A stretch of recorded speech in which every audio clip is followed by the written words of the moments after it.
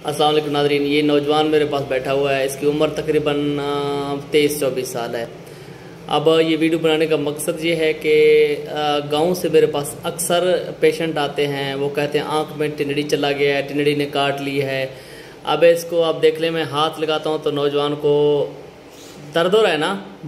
हाँ, अच्छा खासा दर्द हो रहा है। अब इसको अगर मैं आपको आंख को खोल के दिखाऊँ तो अंदर से अच्छा खासा वो दर्द हो रहा है, बर्दाश्त नहीं करे, अंदर से इन्फेक्शन आपको नज़र आ रहा है। ये नीचे से इसकी जो स्किन है वो ब्लैक हुआ है।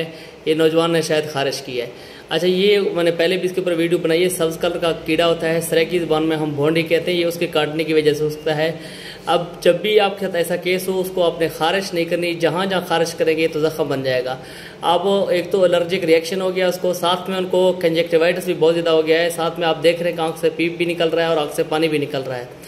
ये एक ऐसा केस है। इस केस में हम मोस्टली जो है ना स्वेलिंग भी होती है, लेकिन इस नौजवान के आंख में इतना इस केस में स्वेलिंग नहीं है। जब भी आपके इस तरह केस हो, हम एंटीबायोटिक आई ड्रॉप्स देते हैं और साथ में ऑइंटमेंट भी देते हैं। कोशिश करते हैं कि थोड़ा स्टेरॉइड का इन्वॉल्वमेंट हो ताकि जो स्वेलिंग वगैरह है वो उसको कवर कर सके। तो और पेन के ताकि जल्दी कवर हो, कि पेशेंट को एक रिजल्ट भी मांगता है।